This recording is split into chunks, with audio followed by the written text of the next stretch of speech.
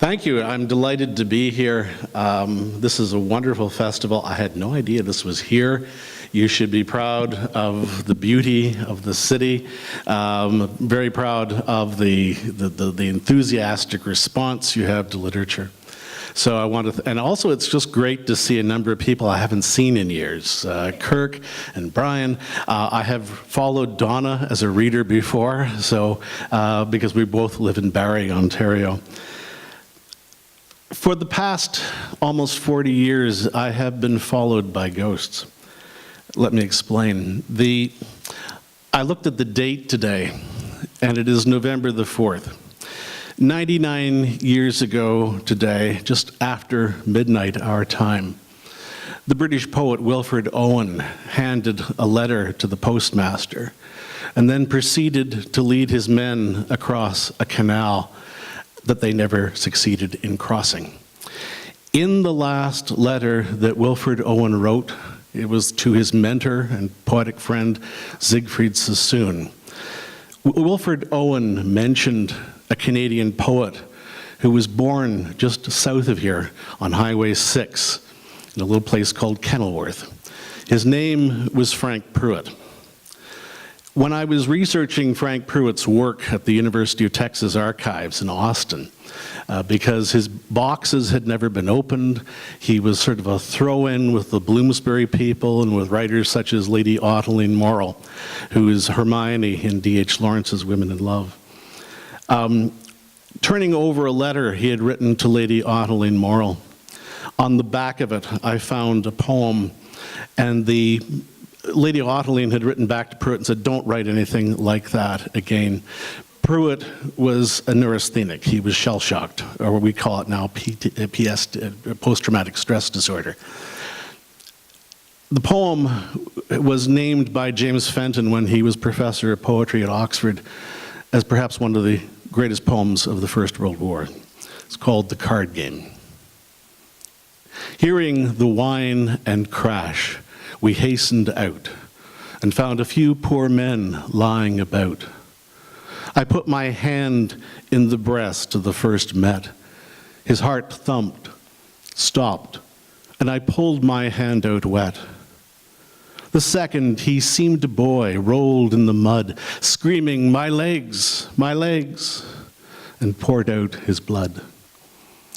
We bandaged the rest and went in and returned to our cards where we had been.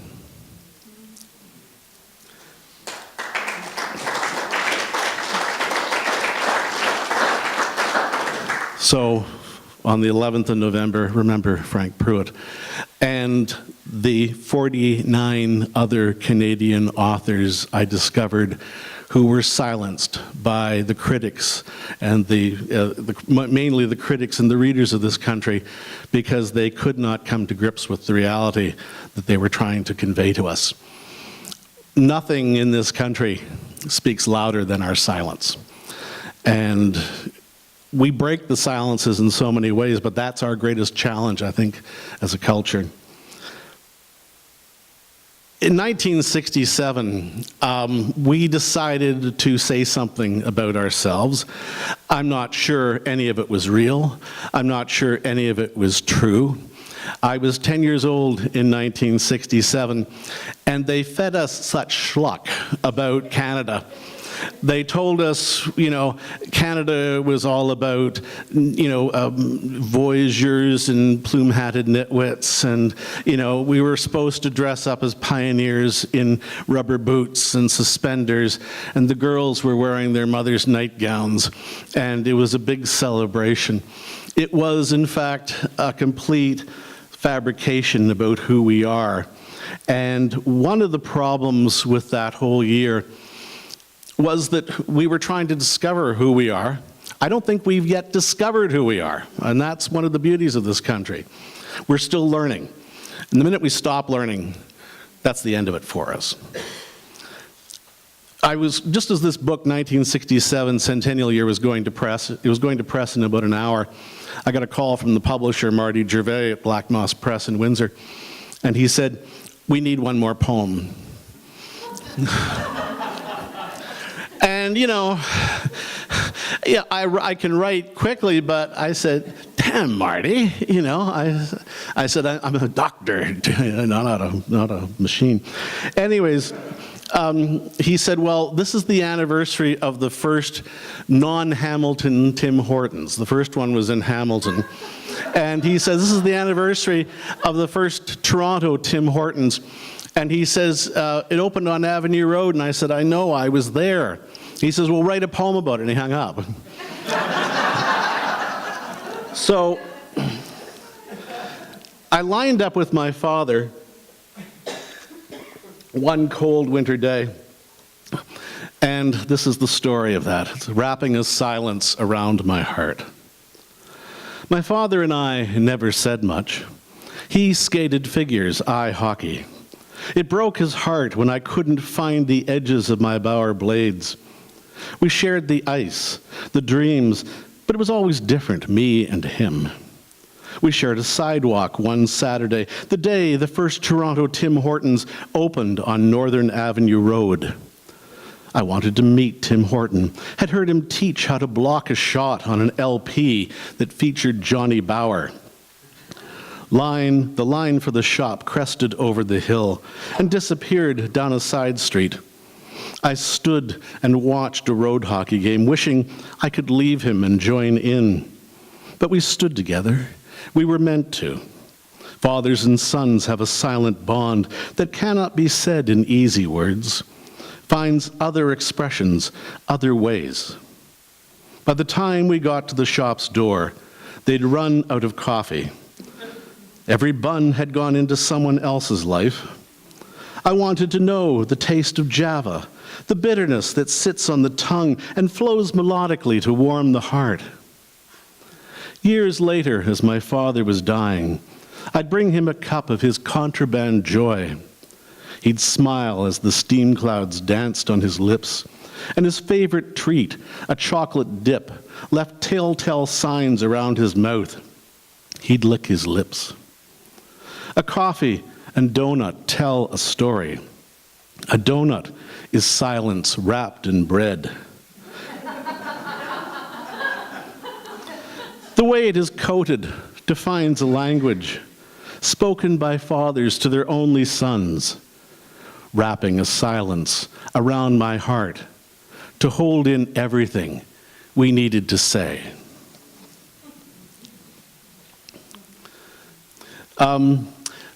It was weird in 1967. My grandmother used to hang out a Union Jack every year on July the 1st. And I said, Nana, that isn't our flag anymore. And she'd say, it's still my flag. She had been told about 1910 by a fortune teller that she was going to die under a different flag. And because of that, she wouldn't travel anywhere. I remember we took her down to Cape Cod one summer, and as we crossed the Rainbow Bridge, she was weeping. And she says, I'm not long for it. So when they took down the red ensign and put up the maple leaf, I remember she was traumatized by this. We had to go and console her. I was in a market one day, the Barrie Farmers Market, which is a great place to go. And they had heirloom tomatoes, and I started asking them about heirloom tomatoes. And of course, tomatoes aren't not supposed to be red, just like carrots aren't supposed to be orange. They're supposed to be every other color, like white and purple and black and blue and everything like that. And imagine eating a blue tomato. Anyways, this is heirloom tomatoes. White, Lycopersicum. Purple, yellow tomatoes, even black ones passed off as juicy truffles. Can you think of anything more beautiful as a gift to bequeath an only daughter, so she will know how to scatter seeds, how to partake of what could live forever, to cherish what she cannot grasp for death, the things she loves but must leave behind, the way one loves a garden beneath snow, or an ancestor born under a long-lost flag. one Sunday afternoon, we used to go for Sunday picnics down along the lakeshore in Toronto, and I'd had an uncle who'd been a tail gunner on a Lancaster bomber in the Second World War. So we would picnic beside this Lancaster bomber. It was long before they put it up on a concrete plinth. And one afternoon, we were all there having our picnic, and out of nowhere arrived a carload full of people, and several carloads, and they all got out and started weeding the dandelions. And my grandfather said, well, got curious. He thought, is this a Parks and Rec initiative or something? And he went over and asked them, why are you needing the dandelions? And he came back and told us, they're going to make dandelion wine. So here is a poem, Dandelion Wine. It was one of those moments where we stopped being what we were and started becoming something else. And that's sort of where we are now. We're still becoming something else. Dandelion Wine. Dandelions cross borders on new winds. They immigrate where they wish, root in grass and sprout jagged-edged leaves. They spread like green saw blades to cut through Anglo-Saxon notions of old order, arriving with a joyful, different shape. Their language, not the language of a lawn. It must be hard to be the first dandelion, to look at the garden and feel out of place, yet long to be part of the tended plantings, to stand among sweet williams and roses that were also new once to this rich soil, trumpeting a yellow as intense as sunlight, surviving where other plants would die. On Sundays, in the old lakeside parks, my family would watch the new arrivals, weeding the civic grass, their language voweling with a joy we could not translate. Grandmothers in headscarves and black, mothers and girls with gold hoop earrings, and fathers tanned and strong from working hard days beneath the sun, brick upon brick. They were building dreams to live in, filling bags with stems and flowers to ferment with the fairy magic where bitterness becomes sweet through a long, dark winter wait to make a drink more beautiful than wine. They told of how they gathered at midwinter and drank a toast to the reborn sun, the light of a yellow flower, claiming a sky to call home. Good.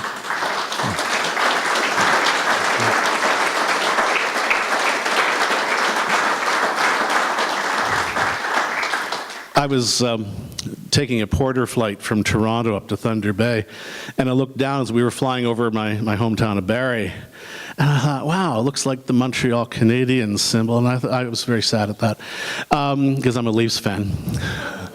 But then I realized, looking down on all of the sort of the towns that we flew over, that they look like amoebas in the dark. And I thought, what else do they look like? And this is about that moment in everyone's childhood when someone they know who's been a friend of theirs dies. This is a poem titled Amazed. When you were growing up, on those long days, as dusk came early like the death of a boy down the block, you would lie awake and think he was in the room with you, perusing your model airplanes, the lacrosse stick he admired, as your tearless eyes widened and the shadow of a car rounding on the next crescent cast terror on the bedroom wall that made you think of death, how it might own you someday, and the fear of looking down upon the place you lived as you realized the pattern of labyrinthine street lamps outlined the coils of a brain, and you were just one tiny thought.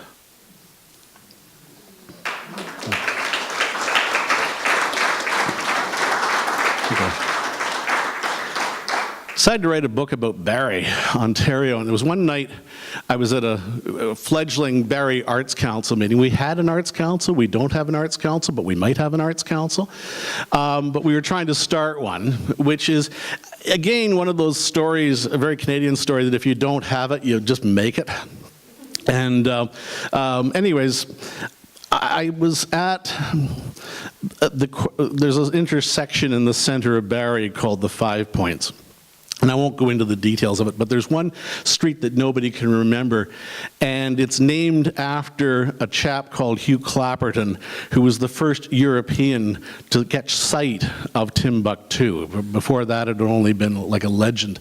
And he'd walked from Cairo across Egypt and Libya, had been captured by some Tuareg tribesmen somewhere around Chad, after he'd mapped Lake Chad, and then they eventually released him, and he staggered towards Timbuktu and died within sight of its towers. The spare street at the 5 Points is named after Hugh Clapperton. And it's a Barrie trivia question. Can you name the 5 Points? There's Bayfield North, Bayfield South, Dunlop East, and Dunlop West. And the Bayfield, by the way, is the same Captain Bayfield who had an ornithologist on his travels as he mapped this area and surveyed this area, basically just after the War of 1812. And the ornithologist, you ready for this, was John James Audubon. So all those birds of America are actually birds of southern Ontario. Anyways. Holy Land. If you do not keep a place locked like a secret in your heart, where the soul can entertain eternity, then life will remain a question waiting for you to ask. Leave your footprints there, for you honor it by taking off your shoes and letting your soul touch its beauty, because to walk in such a place is more than prayer and is in itself a journey of love. As you reach that place where you cannot be called by any other name than who you are, giving every thought its own bright wings for heights you had not dreamed of reaching, and the view of there is truly legend. Any place can be a holy place. The world is a book of dreams to read, and so many words are waiting to be freed that to turn away would be a sin, a shutting of your ears to love.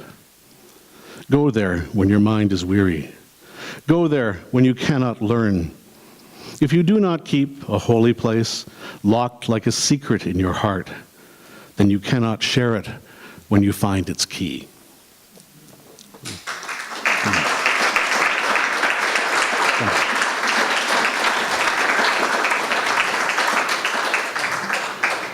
I had a long discussion with another poet, Judge James Clark, who lives in Guelph, excellent poet. I had a long discussion with him about the legalities of canine behavior. And I said, what it came down to was a major philosophical question: are dogs culpable? He had a dog that kept wanting to tear up the throw cushions. It was actually his daughter's dog. And I still have a dog. Tomorrow's her 10th birthday. Who was chewing at the time the rungs on all of our chairs and basically ripping up, my wife's underwear and my socks and everything like that. So we had a discussion about our dogs aware of whether they are guilty or not. This is on the judgment of dogs for James Clark. Don't imagine they get off easy the way other animals pass from life to death and beyond. They have been complicit in the light and shadows of man, needing and needed, unquestioning. Teething chews on a chair rung, the theft of a dirty tennis sock, or the stolen bite of table food is not enough to weigh a soul. But the depth and trust in eyes betray patience and obligation that casts times 7 sins in stone. Hitler's shepherd comes to mind. She loved someone and chose badly, her paws begging for affection. Nature said love, and she obeyed.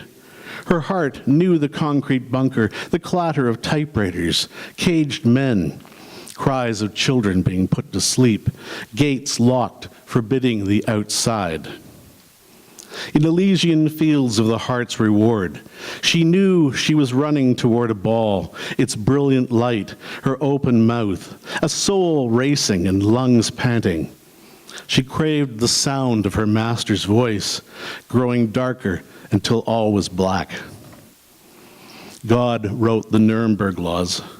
Blondie was simply following orders, mistaking attention for love itself. What say you in the case of Blondie? Is she a victim of the need to obey? She will come for judgment when you call.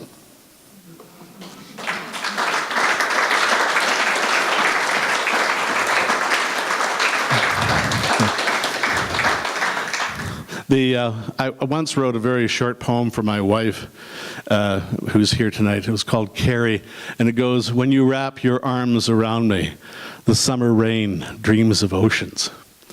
And I gave it to her, and she says, "That's just like a man. It's over before it begins."